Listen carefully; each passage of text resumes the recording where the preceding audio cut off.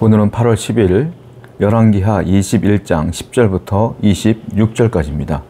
여호와께서 그의 종 모든 선지자들을 통하여 말씀하여 이르시되 유다왕 므낫세가 이 가증한 일과 악을 행함이 그 전에 있던 아모리 사람들의 행위보다 더욱 심하였고 또 그들의 우상으로 유다를 범죄하게 하였도다. 하나님께서는 그 하나님의 땅에서 가나안 사람들 다 쫓아냈죠. 가나안 족속 중에 한 족속이 아모리 족속이란 말이에요. 하나님이 쫓아내신 이유가 뭐냐면 그들은 우상 숭배자였고 가증한 것을 따랐기 때문에 쫓아내신 거예요. 그리고 하나님의 땅에서는 하나님만 섬기게끔 하신 것이죠. 그런데 놀라운 일이 벌어졌어요. 그 가나안 땅에서 쫓겨난 아모리 사람들보다도요, 이 므낫세가 하는 행위가 더 심했다 이 말이에요. 이거는 말 다 한 거예요. 하나님 보시기에 이거는 더 이상 보고 놔둘 수가 없는 상태까지 오게 된 것입니다. 그래서 결론은 하나님께서는 이 유다 땅을 심판하기로 결정을 하시는 것이죠. 안타깝습니다. 사실 하나님은 하나님의 백성 유다를 통하여 하나님을 믿지 않는, 하나님을 대적하는 그 백성들을 심판하시는 심판의 도구였거든요, 원래 유다가. 그런데 지금 어떻게 됐어요? 죄를 지음으로 심판의 도구가 심판의 대상이 된 거예요. 우리도 그럴 수 있어요, 여러분. 하나님의 복의 통로였던 우리가 하나님의 심판의 대상이 될 수 있는 거예요. 기도하면 응답되어지고 하나님의 은혜 가운데 있었던 우리가 죄를 지으면서 하나님과 멀어지게 된다면 하나님의 심판의 대상이 될 수 있는 거예요.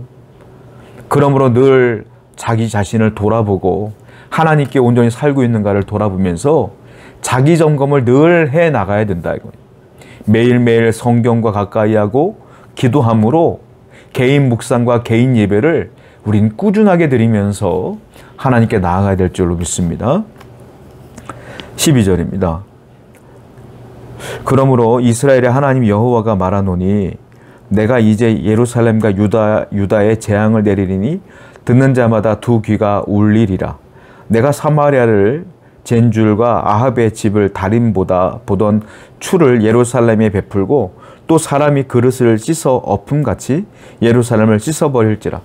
이제 하나님께서 심판하신다는 겁니다. 예언하시는데 선지자들을 통해서 이 말씀을 선포하게 하셨어요. 어떤 말씀을 하시냐면 이제 내가 재앙을 내릴 거야. 심판을 내릴 거야. 이 심판을 보는 사람들마다, 이 얘기를 듣는 사람들마다, 백성들마다 귀가 울릴 거고 그리고 마음이 울릴 거야 이 말이에요. 그게 무슨 말이에요? 마음이 척 내려앉을 정도로 어마어마한 심판이 올 거다라는 거예요. 그 심판의 내용이 13절이에요. 예루살렘을 씻어버린대요. 씻어서 어떡합니까? 그릇을 엎어놓는 것처럼 하겠다 이거. 여러분 설거지할 때 다 씻어서 어떡하죠? 깨끗한 거를 엎어놓죠. 물을 떨어지게 하려고, 물 마르게 하려고. 그렇죠? 그렇게 하시겠다는 거예요. 무슨 말이에요? 예루살렘 안에 있는 유다의 백성들을 다 씻어버리리라, 쫓아내어버리리라 이 말이에요. 하나님께서는 원래는 예루살렘에 있는 모든 유다 백성들을 보호하신다 그랬어요. 늘 함께 한다 그랬어요. 근데 이제는 아니다, 씻어버리리라, 쫓아내어버리리라, 이것이 심판이라 이렇게 말씀하고 계시는 거예요. 우리는요, 죄를 인식하는 순간 빨리 신속히 돌아가야 돼요. 안 그러면 하나님이 설거지하듯이 우리를 씻어버리신다라는 것입니다. 여러분, 죄의 결과는요, 뭐예요? 파멸이에요. 우리가 탕자를 통해서 알 수가 있습니다. 탕자는요, 죄를 지었어요. 마지막에 파멸로 끝났어요. 다행스러운 건 그가 깨달았어요. 돼지 쥐염 열매를 먹어가면서 깨달았어요. 그리고 어떻게 해요? 아버지 품으로 돌아왔어요. 돌아왔더니 어떻게 됐어요? 평안해졌어요. 아버지를 떠났을 때는 파멸이요, 아버지께로 돌아왔을 때는 평안이라. 여러분들이 하나님을 떠나면 파멸이에요. 그러나 하나님 품에 있을 때 평안이 온다. 평안은 내가 노력해서 돈을 많이 벌어서 오는 게 평안이 아니에요. 내가 집을 몇 채 갖고 있을 때 마음이 든든하다 오는 게 평안이 아니야. 통장 잔고가 사람들이 볼 때 와 할 정도로 많을 때 내가 평안이 오는 게 아니에요. 평안은 하나님 품에 있어야 오는 것이다. 오늘도 죄를 멀리 하시고 하나님 품에 머물러 그 평안을 누리시는 여러분 되기를 축원드립니다. 18절 말씀입니다.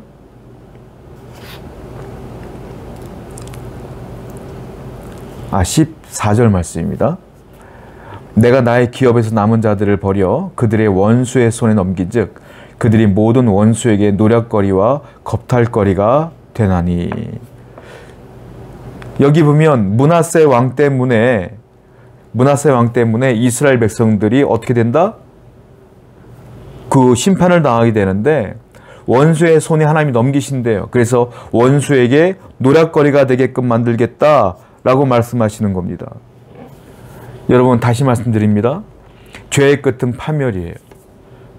우리가 노략거리가 된다는 건 뭡니까?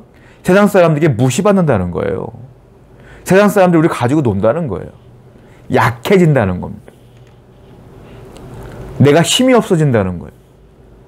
하나님께서 내게 힘을 줘야 힘이 생기는 거예요. 내게 능력을 줘야 능력이 생기는 거예요. 하나님을 떠나고 하나님이 나를 버려두면 나는 세상의 노략거리가 될 수밖에 없어요. 내 능력은 아무 영향을 줄 수가 없어요. 세상이 나보다 더 거대하기 때문에 그래요. 하나님이 나와 함께하면 하나님이 세상보다 거대하시기 때문에 세상을 이길 힘이 생겨요.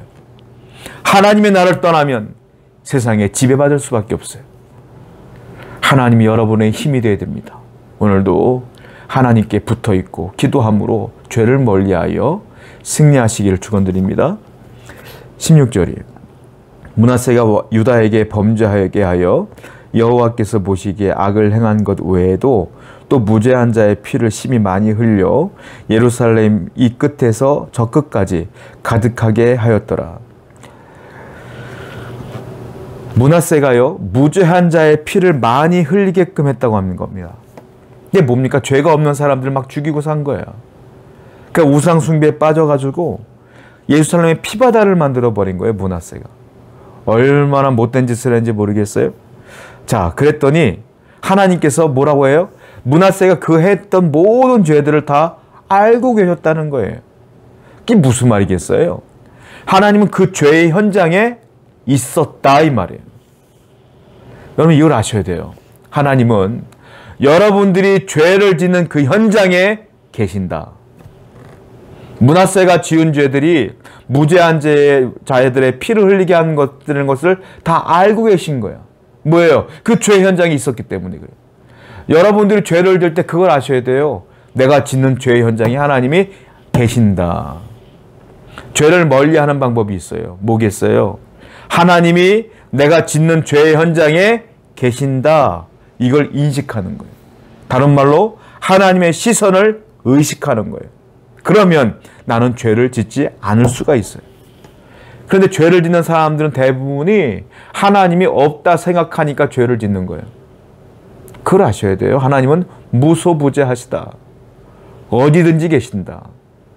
여러분들이 즐거워하는 기쁨의 현장만 계시는 게 아니에요.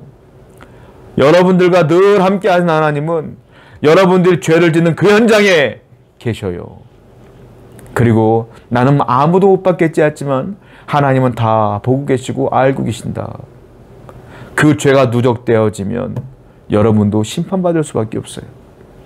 그러므로 죄를 멀리하시고 하나님의 시선을 늘 의식하며 살아가는 여러분 되기를 축원드립니다. 23절과 24절입니다. 그의 신복들이 그에게 반역하여 왕을 궁중에서 죽임에 그 국민이 아몬 왕을 반역한 사람들을 다 죽이고 그의 아들 요시야를 대신하게 하여 왕을 삼았더라. 이게 므낫세가 죽어요. 므낫세가 죽고 그 아들 아몬 왕이 됩니다. 아몬이 왕이 되는데 아몬 왕도 금방 죽어요.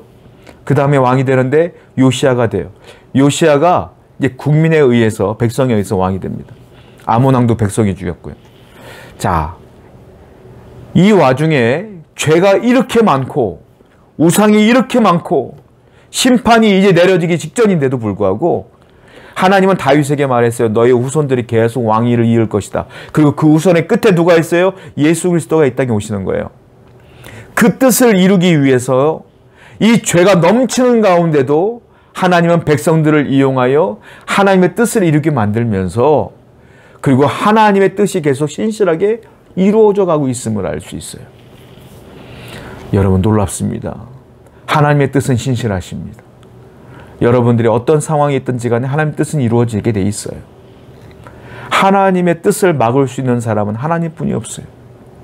세상의 어떤 환경도 하나님의 뜻을 막을 수 없어요. 하나님이 하겠다고 말씀하셨으면 되어질 줄로 믿습니다. 이 사실을 기억하여 하나님께 오늘도 신실한 약속을 붙들고 나아가시는 여러분 되기를 축원드립니다. 기도하겠어요. 하나님 아버지 감사합니다. 늘 죄를 멀리하고 죄의 현장에 함께 하시는 하나님을 기억하여 늘 하나님께 순종하여 거룩한 삶을 살기 노력하는 성도 되게 해주시옵소서.